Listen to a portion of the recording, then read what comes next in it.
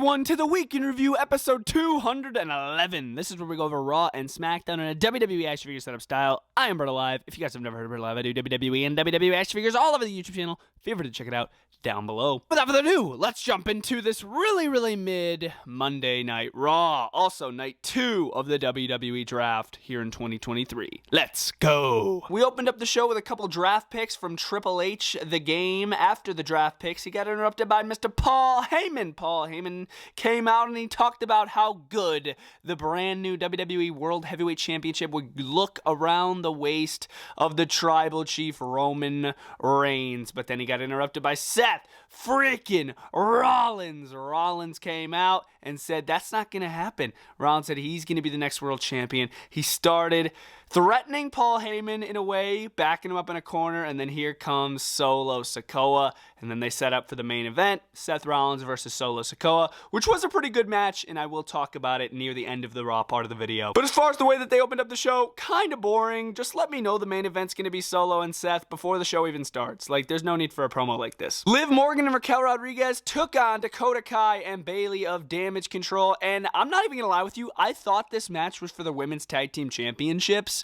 but thank God it wasn't, because Bayley tagged in herself when Dakota Kai got hit with the Oblivion. Liv Morgan didn't know it, and then Bayley was able to roll up Liv Morgan and pick up the victory. And I'm like, oh my God, did Bayley and Dakota Kai just win the Women's Tag Team Championships? I'm like, no freaking way. They didn't. It wasn't for the titles. This is definitely going to get them a future Women's Tag Team Championship opportunity, no doubt about it. They literally just beat the Women's Tag Team Champions. As far as the match goes, it was pretty boring, but the ending was shocking as crap. Braun Strowman and Ricochet took on the Alpha Academy, Chad Gable and Otis. We had Maxine Dupree on ringside, and my goodness, she's gotta go, man. Otis and Gable gotta focus on their wins. They gotta focus on their wrestling, because Chad Gable had a little wrestling combination with Ricochet, and my God, it was amazing. It was towards the beginning of the match, and it was so fire, dude. In the end, we did see Braun Strowman assist Ricochet with a senton off his own shoulders to pick up the victory, and then they got drafted to, I believe, Raw later in the night. So, yeah, this match was mid. I would have liked to seen the Alpha Academy on top. The Alpha Academy got to step up their game, man. They're so freaking good, but they just need to start winning. They just need to start winning. We were about to hear a couple draft picks from Adam Pearce and Shawn Michaels, but here comes the beast incarnate, Brock Lesnar. Brock Lesnar makes his presence felt, just comes out to the ring, gets interrupted by Cody Rhodes while Lesnar has the ring, and they still don't fight, dude. They started brawling, but then here comes the security. They break them up, and then we don't see Cody and Brock fight. So we're going to have to literally wait till Backlash to see these two freaking wreak havoc on each other. But yeah, I really thought Brock Lesnar was going to run back to the ring and start taking out security. This is so unlike the Beast. It's like, what, dude? This was so lame. Just like literally the same thing we saw a couple weeks ago. It was like, what? This is the same thing. And yes, of course, there were a bunch of different draft picks on this episode of Monday Night Raw. I'm just not talking about all of them. It was an episode of Miz TV. Special guest Shinsuke Nakamura. Shinsuke Nakamura was the special guest on Miz TV. And of course, Miz tried to make it about himself. He tried to recruit Shinsuke Nakamura. I help you, you help me type deal. And Shinsuke wasn't having it. He made him say tiny balls in Japanese. And then he basically gave him a Keen Sasha kick. That was about it. Right when I thought they were starting to make the Miz, like, take him seriously. But they don't. They always just go back to the jokes. It's like, oh my gosh, please take the Miz seriously, bro. He's good. He's proven it time and time again. I like the Miz, but he is so underutilized, and it's so sad. Now that the Intercontinental Championship's on Raw and the Miz is on Raw, hopefully the Miz can maybe go after the IC title with Gunther, but he has no chance with Gunther, which is so unfortunate. But I would love to see him feud with Gunther in the IC title, and he could be like, oh, I made it so relevant. But yeah, this joking crap with the Miz, it just gotta end, bro. Omos took on another local competitor. Oh my God, and another enhancement match. Bro, we've seen it. We know he can beat the enhancement match guys. We know it, dude. Just stop putting him up against local guys.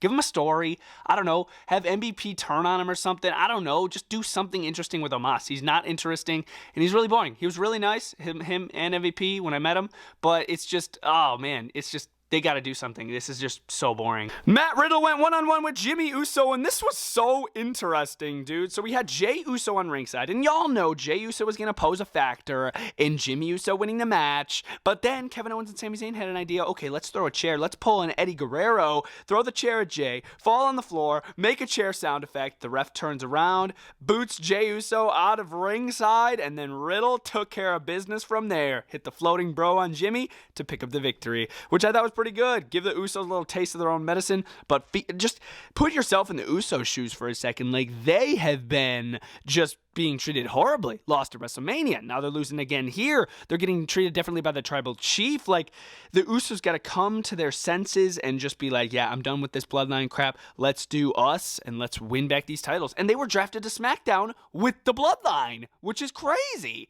Like, they're not even going to be able to feud for the titles because these tag titles are on Raw. So how is that going to work? Crazy. I really don't know what they were going to do. Maybe they do an angle where Jey and Jimmy are teaming up against Solo and Roman. I could see that possibly happening. I don't know. But as far as this match between Riddle and Jimmy goes, it wasn't bad. LWO, Santos Escobar, and Selena Vega and Rey Mysterio took on the Judgment Day, Rhea Ripley, Damian Priest, and Dominic Mysterio. It was a six-man intergender match, and it wasn't bad. Highlight of the match was definitely Rhea Ripley picking up Rey Mysterio. But as far as the match entirely goes, it was pretty boring. I didn't really like it. Damian Priest hit a South of Heaven to pick up the victory, and then that was sort of it. They did cut a promo before, though, and Dominic couldn't get one word out with the entire crowd booing him, which was epic, man, because Dominic sucks, bruh. But, yeah, this match was kind of mid, and they made the LWO lose again. And they keep trying to tell us that Selena Vega has a chance against Rhea Ripley at Backlash, and I hate to say it. I like Selena Vega. I got no problem with her, but it's like, dude, she's not winning. Like, Rhea Ripley just hasn't been able to touch Selena, hasn't been able to hit a move on Selena, and they're just trying to, like, put it in the back of our minds, like, oh, yeah, Selena could possibly win. It's like, dude, she's not going to, bro. Great looking Rhea Ripley figure, by the way, from Elite Series 102. And then our main event of the show, it was Seth freaking Rollins going up against the Enforcer, Solo Sikoa, the match that was set up in the beginning of the show in that promo. This match was solid. I really enjoyed it, but I thought to myself, I'm like, they're not going to make Solo lose again. They're not going to make Seth look bad going to this world championship. He could possibly win the world title, the new one. So I'm like, this is going to be a DQ. Yep, it's going to be a DQ. And then here comes the Usos. Boom, they start attacking. Disqualification. Technically, Seth Rollins wins the match because they attacked Seth. But it doesn't even matter from here. And then here comes Riddle, Sammy, Kevin to try to even up the odds. And then the show just ends. That's it. They run out. They start brawling, and it ends. I was like, what? The timing was just horrible here because we couldn't see any of the brawl. There might be a WWE.com YouTube channel exclusive footage of them fighting after the show, but I wanted to see that on USA Network. Like, they cut the camera, and I was like, oh my gosh, the show's over? What? They were just about to start brawling. So yeah, that was sort of a botch ending on the Monday Night Raw technicality part of things. But yeah, guys, that was Monday Night Raw setup style. As you guys know, I wasn't the biggest fan of this episode of Raw. I thought it was really, really boring. Nearly put me to sleep at some points. But yeah, in the end, I'm going to give this show a solid 2 out of 5. That was a really, really mid show. Jumping into the SmackDown side of things, this SmackDown from San Juan, Puerto Rico. I believe this was the same arena that they're going to be holding Backlash in today, which I'm really excited for the show after this SmackDown. I wasn't excited for Backlash until after this SmackDown because the SmackDown was banging and it had good build-up. So without further ado, we are going to jump into the SmackDown side of things for the week in review. Let's go! Before I jump into the action, I want to talk about on how SmackDown and WWE opened this show. They opened with a drone flying into the arena, literally from outside, through doors, above rafters, with a drone flying around the arena, showing the crowd. It was epic. It was like one of the sickest intros to a wrestling show I've seen. Like, that was so freaking sick. A drone flies in, and then we open with the LWO. The LWO comes out. They're talking in Spanish, of course, because they're in Puerto Rico, and I was totally fine with it. I barely understood most of the stuff that Ray said. I did understand some of it. Obviously, if you just use common sense, you're like, okay, I know what he said there. I know what he said there. They were talking about how Selena's going to maybe win that SmackDown Championship against Rhea Ripley, which I highly doubt that. The prediction videos on the channel if you guys want to see all my predictions. But they get interrupted by the Judgment Day, and the Judgment Day sort of toy with the LWO, and then it sets up for a match later in the show between Rhea Ripley and Dominic Mysterio versus Rey Mysterio and Zelina Vega. So we got a mixed gender main event for the main event, and then Dominic got a cheap shot in on Rey Mysterio to piss him off even more. But yeah, I'll talk about the main event. It was pretty fire. The Good Brothers, Luke Gallows and Carl Anderson, had some good action here on SmackDown. They haven't had action in a while, it feels like. So they went up against the Viking idiots, right? Eric and Ivar. AJ Styles was on commentary. Michin was on ringside dealing with that Valhalla, Sarah Logan, whatever, deer, whatever she wants to call herself. She was on ringside too. Michin took her out, and then that allowed Carl Anderson and Luke Gallows to hit the Magic Killer on Eric of the Viking idiots to pick up the victory. Looking strong, OC. I love it. They still have to boot Michin, though. Michin should not be in this group. She looks so out of place and goofy in it, dude. I don't know why she's in this group still. I thought that was only a one-time deal to go after the Judgment Day with Rhea Ripley, but like, we don't need Michin anymore. It's just goofy. She should not be there. But yeah, the OC's looking great besides Michin. Bianca Belair came out on SmackDown talking about how she's been making history, how she's still the Raw Women's Champion. She's on SmackDown now, so they're probably going to be doing a belt swap between her and Rhea Ripley. Of course, she gets interrupted by Damage Control. They come out, and they sort of just pose a 3-on-1 beatdown on Bianca until Raquel Rodriguez and Liv Morgan come out to even up the odds, and it's a little 3-on-3 action. They make Damage Control retreat, and then that actually gained Damage Control a tag team match. Dakota Kai and Bayley will be going up against Raquel and Liv next week on SmackDown, I believe. And then, yeah, we had a little more build-up between Bianca and Io Sky, which I am really looking forward to that match at Backlash. That's going to be a good one, no doubt about it. But as far as all this promo goes, it was okay. Street Profits took on Giovanni Vinci and Ludwig Kaiser of Imperium, and I feel like this match was rushed. I feel like this match could have been a little bit longer.